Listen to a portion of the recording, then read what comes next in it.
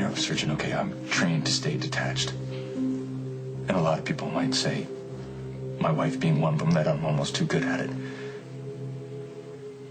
Robin would ream me out on a regular basis for being unfeeling, for treating patients as projects and not people, and I would always explain in my own condescending way that when you get emotionally involved, you can't make effective decisions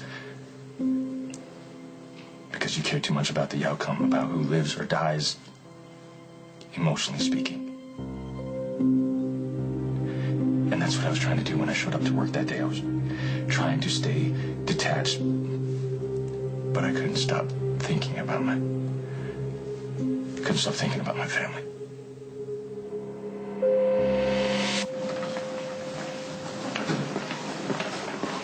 Hey, what do we got? Are we keeping you up?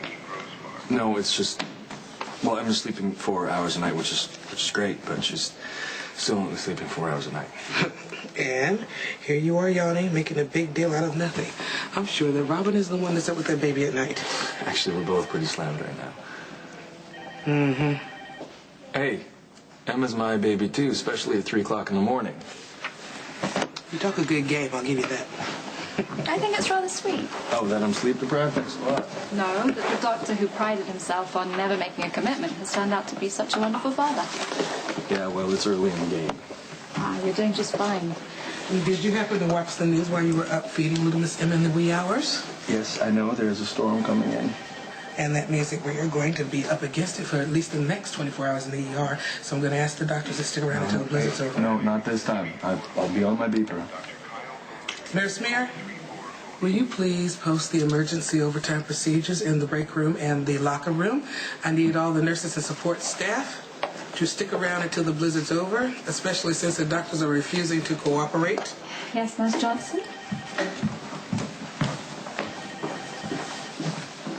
Falling asleep on the job, Dr. Drake? No, just thinking about Emma's mom.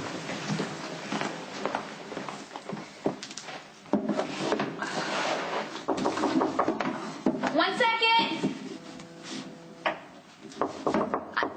Coming!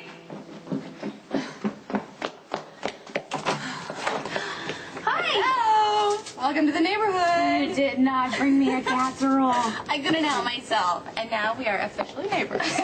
You are, hands down, the most thoughtful person that I know. I'm just so excited to have a friend living close by. And I know how stressful it is moving with the baby, so I thought you might be a little overwhelmed. Oh, are you kidding me? I am so excited to be out of that tiny little apartment. I'm sure Emma is too.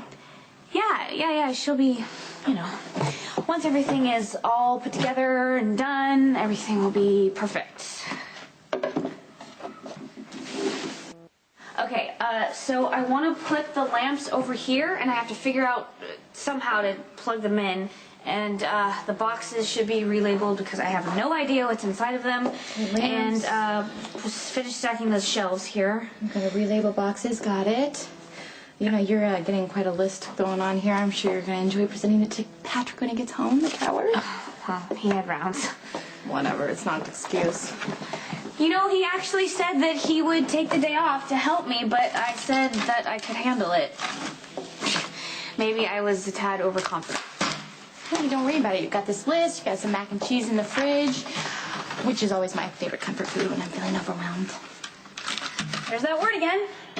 Okay, I'm sorry. Let's say it again. Have you been talking to Patrick or something? About being overwhelmed? No. But I did give him grief for sticking Em in a closet and calling it a nursery. Well, that was mostly my fault, I'm afraid. But we'll have a lot more room here, eventually. Once you get a plan, everything will move a lot quicker. I can't believe we crammed all this stuff into that tiny little apartment. Oh, put on the list, find a place for the stroller and the baby travel gear. Got it? I'm sure I'm gonna have to put some built-ins in Emma's. And Okay, and just focus on one room at a time. okay, where should we start then? Let's take care of these books. What do you want to do with these books? That's good. Yeah, I always feel better when my books are in order. Okay, well, I'll bring them over and you organize them. Okay, Okay. sounds good. Here, start with these. Oh, sounds like somebody's hungry. Sister here, do you mind feeding her for me? Are you serious? That's the best part. You don't want to do it? You know, I come to think of it, there's so many. I really should. I should run some errands, and her bottle's in the fridge. Just put it in the microwave for a couple seconds, shake it up, and then put it back in for 10 more.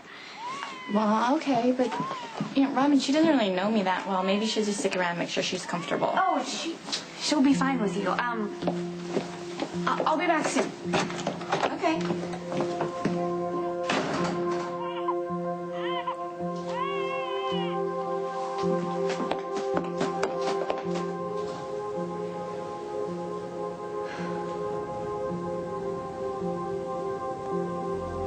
And I guess set him up with some PT. I want him moving around more than he is, and let me know if there's any change with the cranial bleed in 14.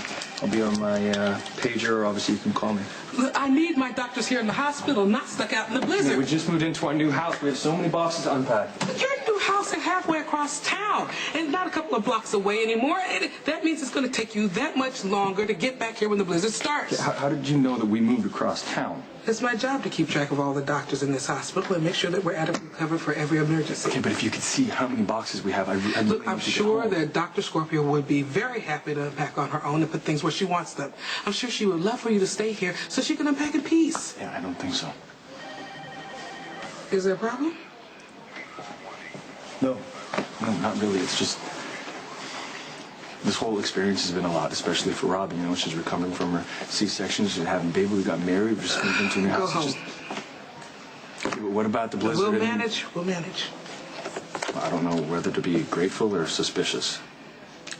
I've been working with you for a while now, Dr. Drake, and I know that you wouldn't be going home when you know I need you if you weren't really worried. Thank you. Let me know.